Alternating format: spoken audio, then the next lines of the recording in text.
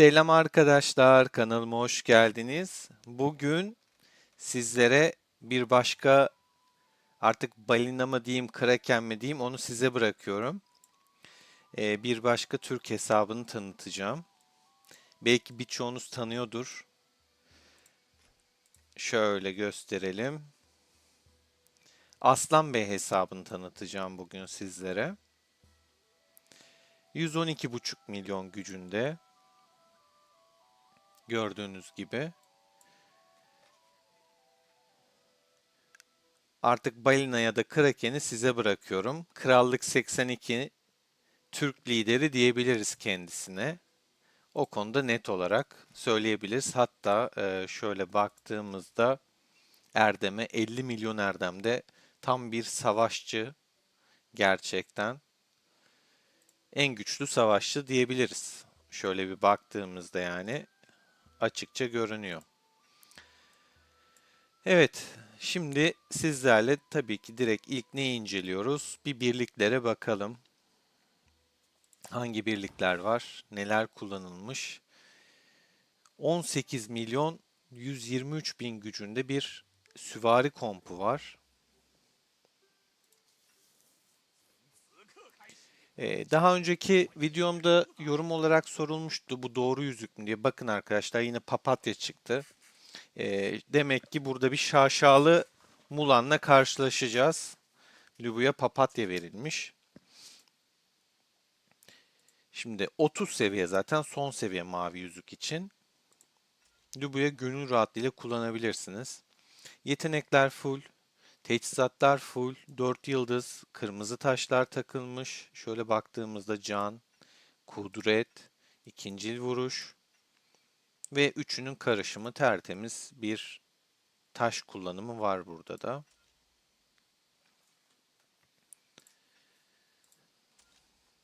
Çok sağlam bir lubu. Zaten şöyle 18 milyon güçten anlamışsınızdır. Yani bu Kraken gücü. Artık balinayı aşmış 18 milyon Kraken olmuş. Bu komp için açıkça bunu söyleyebiliriz. Atilla'mız da şöyle yani bu Lubu'da hiç değiştiren görmedim zaten de yine de gösterelim. Yırtıcı kaplan ve zayıf noktayı saldırı kullanılmış. Ama zaten bunu hiç farklı yapana ben denk gelmedim. Kendim de bu şekilde kullanıyorum. Ee, Kimsenin de farklı yapacağını zannetmiyorum. Atilla'da savaşçı şarkısı ve eleştirel içgörü kullanılmış. Burada zayıf noktayı düzeltiyorum. Zırh delici tercih edilebilir. Bilginiz olsun. Ama Aslan Bey bu şekilde tercih etmiş. 20 seviye sakin su yüzüğü kullanılmış. Seviyesi de yüksek. Teçhizatlarımız 80 seviye. 3.1 yıldız. 3 yıldız diyemeyiz. Hepsine birer tane çentik atılmış. Taşlara baktığımızda can, tüm nitelik, saldırı ve üçünün karışımı yine tertemiz bir taş kullanımı olmuş. Büyük ihtimal ana kompumuz Lubu kompu çıkacak burada. Çok temiz kullanılmış çünkü bayağı da yatırım emek harcanmış buraya.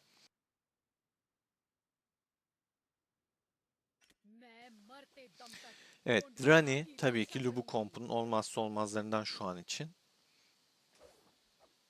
Savaşçı şarkısı ve kralın kılıcı yetenekleri kullanılıyor.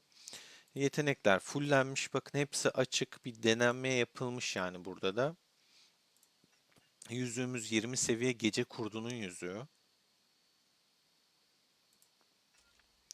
Teçhizatlara baktığımızda yine 80 seviye ve 3.1 yıldız. Taşlar, can, kudret, saldırı. Üçünün karışımı yine tertemiz bir şekilde. Şurada nitelik varmış. O dördüncü taşı burada görünce dedim nerede dördüncü taş? Şurada nitelik taşı gelmiş. Tertemiz kullanım. Hepsi iş görür. Güzel taşlar. Zaten hepsi kırmızı arkadaşlar taşlarında. Yüzük seviyeleri yüksek. Taşlar zaten okey. Kırmızı. Yetenekler full. Teçhizatlar 80 seviye artık zaten herkesin 80. Burada yıldıza bakacak olursak da 3.1 yıldızın altında yok bu kompta. Gücü de o yüzden bayağı korkunç. İkinci kompumuz da süvari kompu çıktı. 16,2 milyon güçte. Normalde iki tane komp insanı yorar. Unuturum sonra. Bir asker sayısına bakalım. Asker sayıları da çok soruluyor.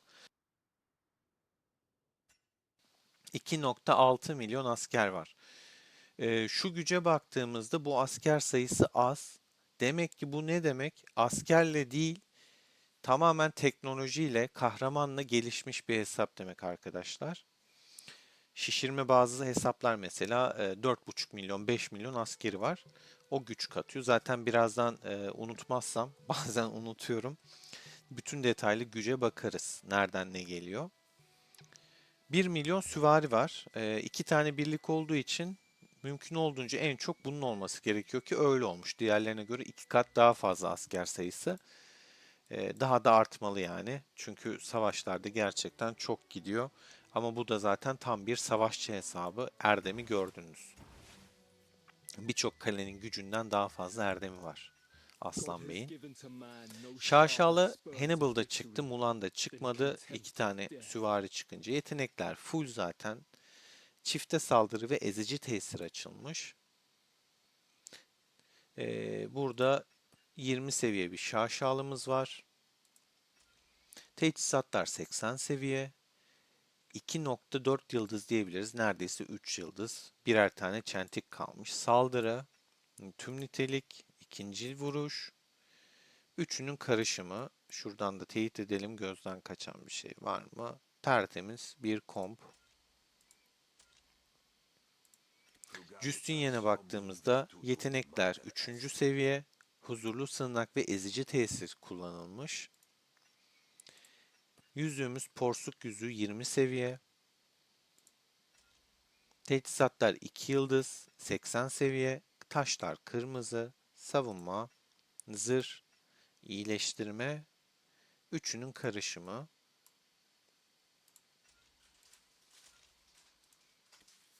Büyük Ahsoka tabii ki kompun olmazsa olmazı şu an. Elizabeth gelince Elizabeth'te işler değiştirecek. Şimdi burada yetenekler 3. seviye zayıf noktaya saldırı ve zafer kükremesi açılmış. Yüzüğümüz yonca yüzüğü 30 seviye son seviye. Teçhizatımız 2 tane yani bir tane 1 yıldız var. Kalanı 2 yıldız. Öyle diyebiliriz kısaca. Zaten 80 seviye taşlar kırmızı. Saldırı, tüm nitelik, ikincil vuruş. Üçünün karışımı. Taşlar hep çok muntazam gidilmiş. 16,2 milyonda gücü var bu kompun. Üçüncü kompumuz Ramses olarak karşımıza çıkıyor. Çok güzel bir komp, güçlü bir komp. 14,7 milyon hatta 14,8 milyon gücü var.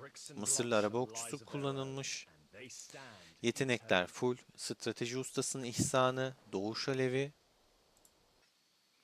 Yüzüğümüz 20 seviye karga yüzüğü arkadaşlar. Teçhizatlara baktığımızda 3 yıldız 80 seviye. Can, strateji, aktif beceri, üçünün karışımı. Tertemiz taş kullanımı. Tabii ki arkasında Charlemagne'miz var. Yetenekler 4. seviye. Savaş taktiği ve yangın felaketi kullanılmış. Yüzüğümüz Yüce Dağ 20 seviye. Teçhizatlarımız 80 seviye ve neredeyse 3 yıldız. 3 tanesi, bir tanesi tam olarak 3 yıldız. Taşlara baktığımızda can, strateji, aktif beceri ve üçünün karışımı olarak görüntülüyoruz. Sanırım ilk kez taşları bu kadar muntazam dizen bir hesaba denk geliyorum. Yanlış hatırlamıyorsam. Evet, en arkada da Theodora yer alıyor. Yetenekler 4. seviye, ölümsüz ordu ve savaş taktiği kullanılıyor. Yüzüğümüz 17 seviye göğe giden şövalye yüzüğü. Yetenekleri görüyorsunuz zaten. Teçhizatlar 80 seviye ve neredeyse 3 yıldız. Hepsi 2.4 yıldızda. Birer çentikleri kalmış.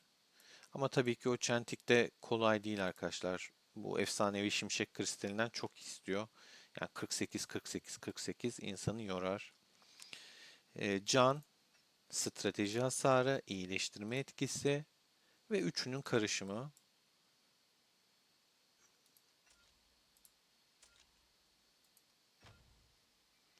Dördüncü kompumuza geçtiğimizde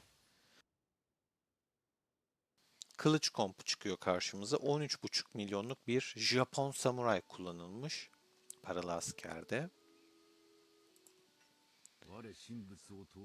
Miyamoto yetenekler 4. seviye. Yüksek moral ve hiddetli hücum kullanılıyor. Yüzüğümüz 10 seviye parıltılı güneş. Teçhizatlar 80 seviye. 2.4 yıldızda bir tane 1.1 yıldızlık teçhizatımız var. Kapasite, kudret, aktif beceri, üçünün karışımı.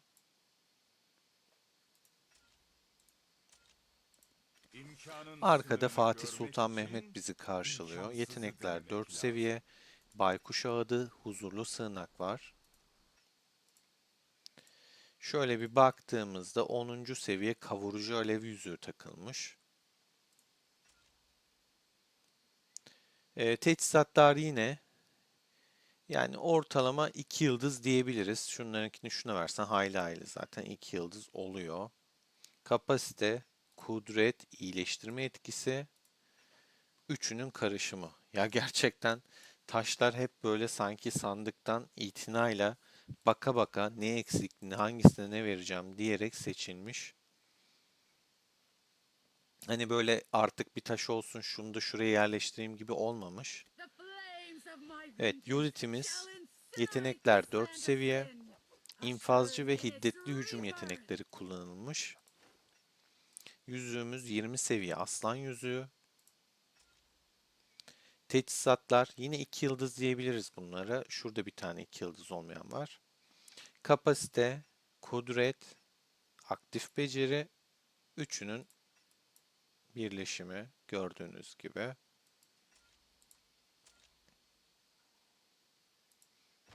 $13,5 milyon güçten bahsetmiştik zaten. Evet, bir de mızraklı kompumuz var. İsviçreli mızraklı. Leonidas Boudica Mansa Musa. Yetenekler full Leonidas'ta. Hortum süpürmesi ve korkusuz misilleme açılmış. 20 seviye bir yıkım habercisi var yüzük. Ya şu kadar sarı yüzüğü de hepsine basmak gerçekten boşuna hani artık balina mı kraken mi lafını size bırakıyorum. Mesela bakın bu alınmış kalmış şu an elde. Şu yüzük artık şeyler gelsin ya. Neyse şimdi bakacağız zaten. Teçhizatlarımız yine burada 2 yıldız, 3 tane, bir tanesi de 1 yıldız. Taşların hepsi kırmızı. Kapasite, nitelik, pasif beceri hasarı, üçünün karışımı. Yani gerçekten tertemiz. Hiç sarı taşı da yok şimdiye kadar. Arkada bizi bir Boudica karşılıyor. Burada yetenekler 3 seviye, zorlu misilleme ve kralın kılıcı kullanılmış. 20 seviye yaban domuzu yüzüğü var takılı. Güzel bir yüzük. Saldırı, zırh, pasif beceri, üçünün karışımı. Taşlara çok yatırım yapılmış belli yani.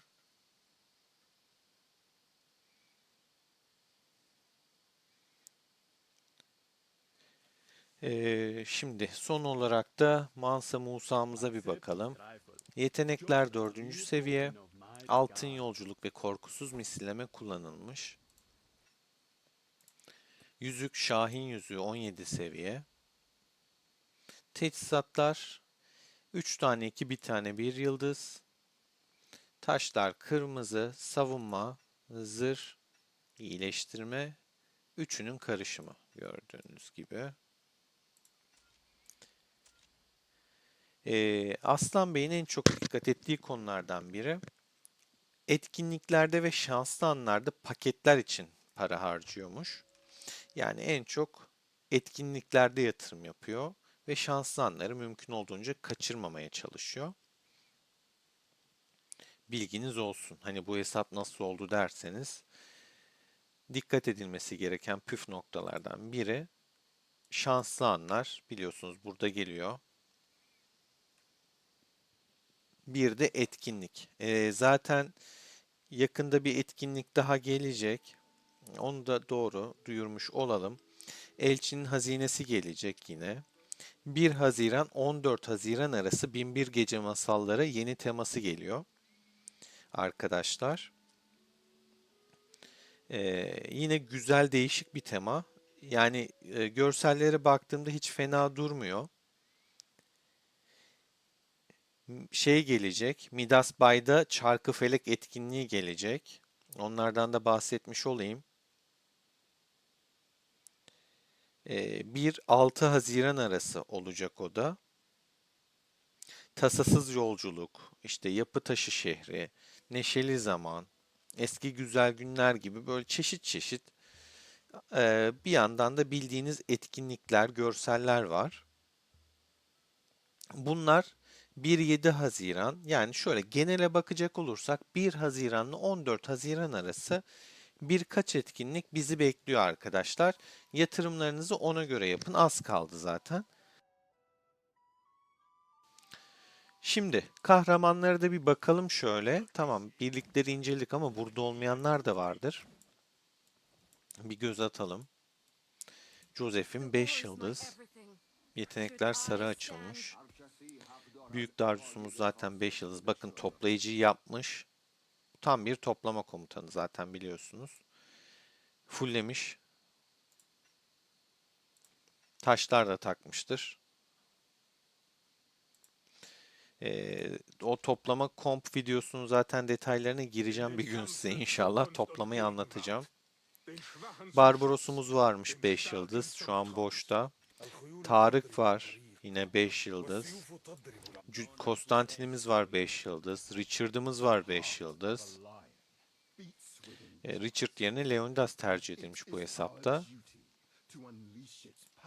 Jeanne d'Arc 5 yıldız. Büşra 5 yıldız.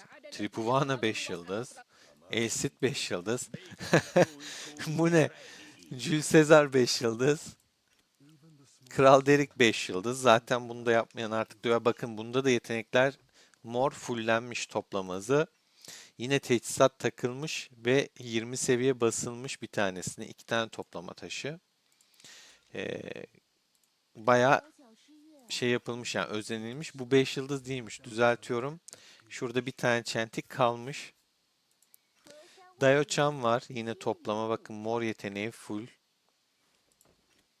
Guan Yu neredeyse 5 yıldız bu da. Yi Sun-shin YSS'mizde bir 4.5'u var. Kleopatra'mızın 4.5'u var. Herald 3, Hammurabi 3.5. Octavian var. Ram alınmış. Mulan alınmış, bırakılmış yine. Şöyle bir baktığımızda bütün kahramanlara bir el atılmış. Arthur hariç hepsi var bu hesapta belli. Çok fazla 5 seviye kahraman var işin gerçeği. Kahramandan çok fazla puan alıyordur bu hesap. Ama bu kadar kahraman kullanılmaz. Ha ileride nasıl komplar gelir, neler bizi bekler işe yarayabilir. Bilinmez ama bazısı gereksiz alınmış. Bakın yüzükler de var. Mesela Elsit'te 30 seviye ne yüzüğü bu? Küçükken ayırt edemiyorum. Başka var mı? Yüzük takılı kullanılmayan. Bu bir seviye görmüştük masmavi ayı zaten.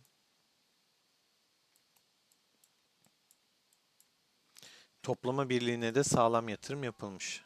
Elsid'in yüzüğü de zaten az önce çıktı karşımıza da çok önemli değil.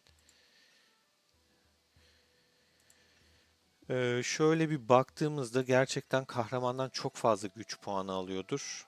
41 milyon. Yani arkadaşlar bazı kalelerin gücünden fazla sırf kahraman gücü var bu hesabın. Yani 112,5 milyon olmasının en büyük etkenlerinden bir tanesini şu an bulduk. Asker değil de kahramandan kaynaklı aşırı bir güç patlaması var hesapta. Restorasyona girilmiş bu arada 23 milyon olmuş güç. Ona da bakarız şimdi. Restorasyon gördüm. Bu güç zaten normal şey değil. Teknoloji 14 milyon. Tema 2,5 milyon.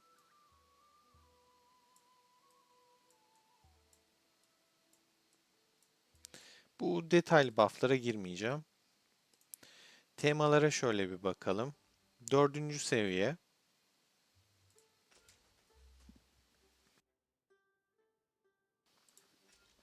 Şuradan bakalım. Okyanus fullenmiş. 5'te 5 arkadaşlar. Buradan zaten ekstradan ünvan alınıyor. Olimpia fullenmiş. Buradan ekstra ünvan çerçeve alınıyor. Yanan yürek fullenmiş. Buradan ekstra ünvan alınıyor. Mevsim döngüsü fullenmiş. Buradan ekstra çerçeve alınıyor. Karanlık diyar fullenmiş. Kutup ayazı fullenmiş. Göksel kanatlar fullenmiş.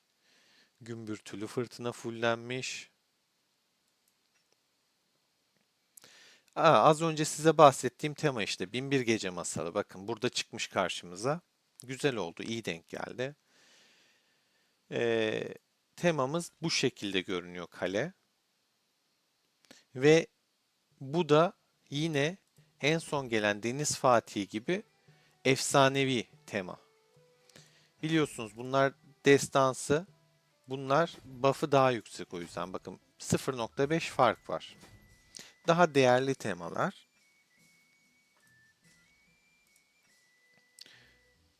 Aynı şekilde burada gördüğünüz gibi ünvanınız geliyor.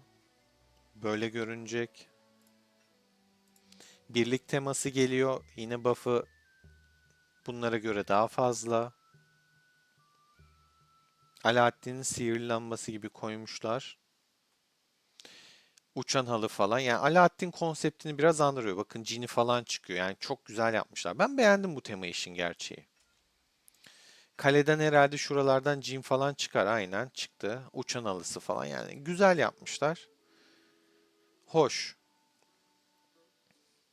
Bunu da tamamlarsanız bu sohbet balonunu alıyorsunuz. Zaten bir tek şu an eksik olan da o. Yani bu hesapta bütün temalar tam. Gördüğünüz gibi arkadaşlar. Buradan ne anlıyoruz? Şu ana kadar çıkan bütün temaları fullerseniz ancak dördüncü seviye oluyorsunuz. Bu da %4'lük bir buff veriyor biliyorsunuz. Bunu anlatmıştım. Düzeltiyorum 3 veriyormuş. 0,5 ile başlıyordu o zaman. Yok hiçle mi başlıyor? Evet 0 ile başlıyor. 1, 2, 3 diye gitmiş. Ben şunu 0,5 diye hatırlıyordum ama hiç vermiyormuş. %3 olmuş. Yani önümüzde gerçekten uzun bir yol var. 8.000 puan olursa 5. toplayıcı seviyesine ulaşıyor. 6 için 16.000 puan yani çok korkunç. Bir bu kadar yapmanız gerekiyor. 16.000. 8.000'e ulaşın. 5. seviyeyi aşın. Açın. Spordan geldim. Yorgunum konuşamıyorum o yüzden kusura bakmayın.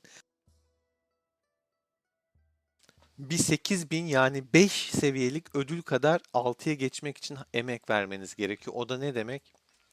Bir bu kadar temayı bulup almanız lazım. Neredeyse imkansız şu an için. Çünkü oyunda öyle bir tema yok. O kadar sohbet balonu yok. Alınacak bir ürün yok o kadar. En fazla şuradan 100, 200, 280. Bu daha gelmedi. Alınmayan ne var? 480,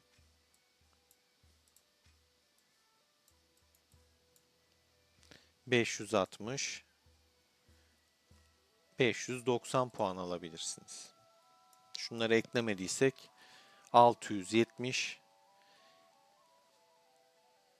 740, 750 düzeltiyorum. 750 puan daha alabilirmiş bu hesap mesela.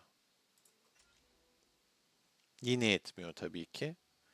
Yani oyunun daha öyle bir teması yok.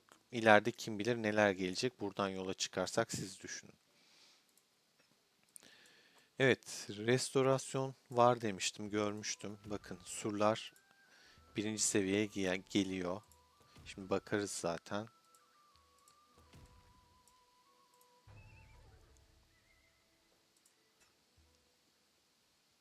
84,3 milyon istiyormuş 2'den 3'e geçerken.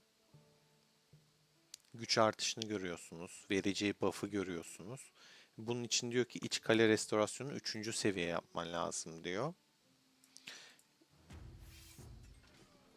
168 milyon istiyor savaş salonu. İleride çok fazla kaynak ihtiyacı olacak gördüğünüz gibi ama güç artışına bakar mısınız?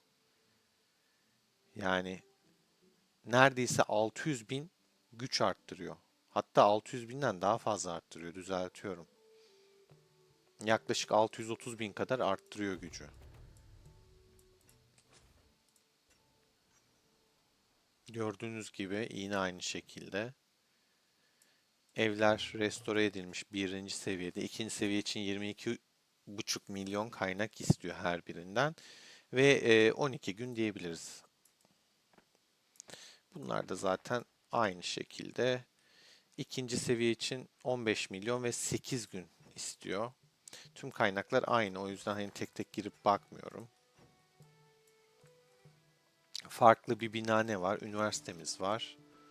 84,3 milyon. 2'den 3'e geçmek için. Şöyle bir araştırmalara da bakalım. Burası fullenmiş zaten. Gördüğünüz gibi. Hiç boş yok arkada. Ekonomiye baktığımızda şöyle sıfırdan başlayalım. Buralar dolu. Hepsi yapılmış. Bir şurada 3 var. Şu an burası yapılıyor. Bu da 15 gün istiyormuş. Bilginiz olsun arkadaşlar. 4'ten 5. seviye.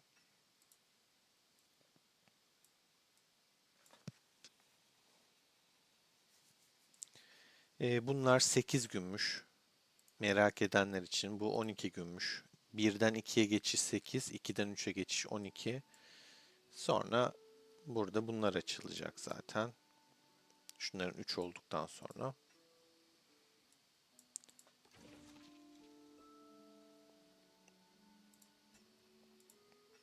Evet, bakalım puanlarda neredeyiz. Sağ sol zaten 5'lenmese restorasyon açılmaz arkadaşlar. İç kale restorasyonu 2 seviye yapılmış. 3 için 2100 istiyor. Şu an 762 puan var, teknik puan. Seviyesi 16. 16. seviyede biliyorsunuz bu her seviyede bufflar veriyor. Şöyle göstereyim. Hastane kapasitesi 1000, iyileştirme hızı, can vesaire gitgide bufflar vermeye devam edecek. Gördüğünüz gibi. Sağlam bir hesap, güçlü bir hesap. Bunların açılması için iç kale restorasyonu 3 seviye olunca açılıyor arkadaşlar. Ondan sonra buradan mesela araştırma atölyesinin hızları daha da arttırabiliyor. Bakın 400 teknik puan, inşaat hızı, zırh, strateji, kudret, kahramanı ekstradan.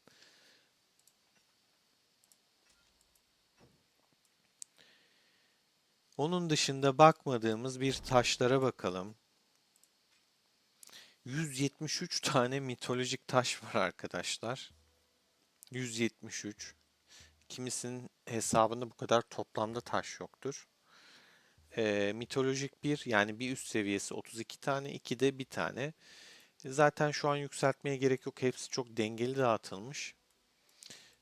Mümkün olduğunca daha sonralarında elinde taş artması koşuluyla yükselişe gidilebilir.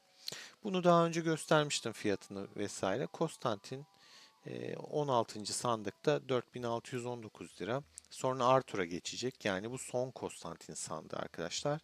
VIP 17'ye zaten çok kalmamış. Artık bu seviyelerde 1.9 milyon çok değil. Hatta şöyle bakın 937 bin zaten imparatorluk parası var burada. Bassa zaten 1 milyonu kapanacak. Şöyle bir mağazaya baktığımızda da burası da tamamen sömürülmüş, alınmış her şey. Kraken ve balinalar burayı affetmiyor arkadaşlar. Gördüğünüz gibi her şeyi almış. Faydaları zaten sizler de bakabiliyorsunuz. Değinmiyorum, geçiyorum.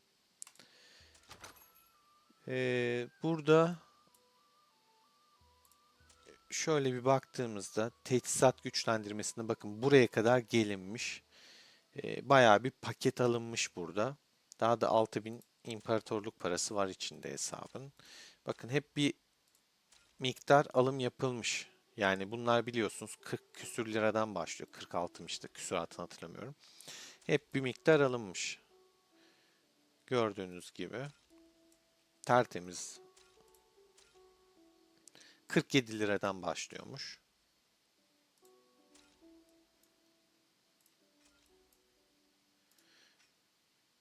Burası temizlenmiş zaten. 83 çekiç kullanılmış arkadaşlar. Şu kırmızıları görmek beni gıcık ediyor. Temaları buradan da bakabiliriz. Bakın arkadaşlar. Zaten hepsi mevcut. Olmayanları şuradan da görebiliyorsunuz kısaca.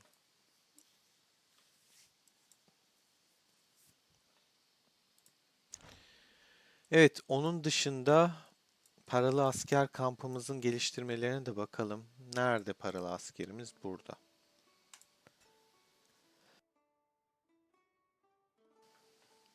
Zaten hani birinci aşamanın bitmiş olma ihtimali yoktu bu güçte. Fullenmiş. Şaşırtmadı. İkinci aşamada süvari full. Zaten 18 küsür milyon güçten Kraken gücüne ulaşmış artık. Yani ona bir balina denmez 18.5'a. Kraken olmuş. Süvarisi çok güçlü. Olubu'dan kaçın arkadaşlar. Ben size söyleyeyim. Okla mızrak üçlenmiş. Okta da 2 tane kalmış. Sonrasında belli kılıca gidilecek. Herhalde parti parti gidiliyor. Neredeyse ikinci aşamalar bile fullenmeye yaklaşmış diyebiliriz. Çünkü yarıyı geçmiş arkadaşlar. 120'de 76 yapmış. 3'ten 4'e merak edenler için 49 gün sürüyor. 2'den 3'e 40 gün sürüyor. Tabii ki destek alınca süre kısalacaktır.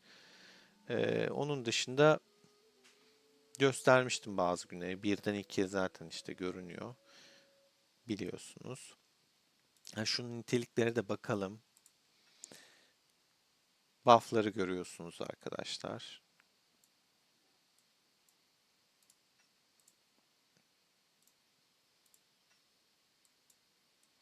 Çok güzel bir hesap, temiz bir hesap, sağlam bir hesap.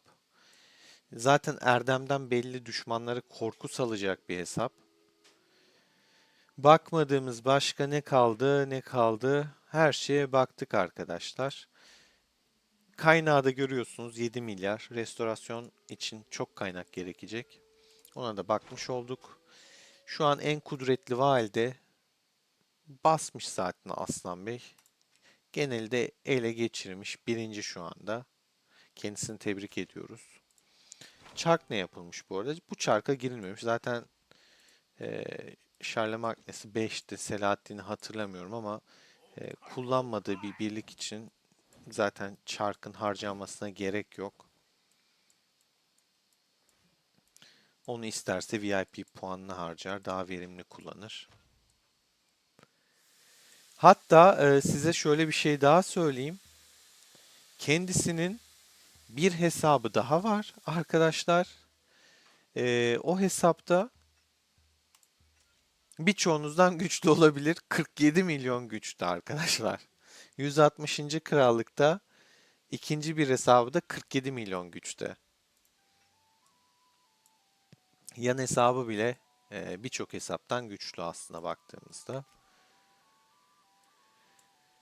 Unuttuğumuz bir şey var mı? Şöyle bir düşünüyorum. Ya Utku şuna da bak diyeceğim. Şu lubuyla kapatalım görseli de. Çok güzel. 18 milyon çok güçlü.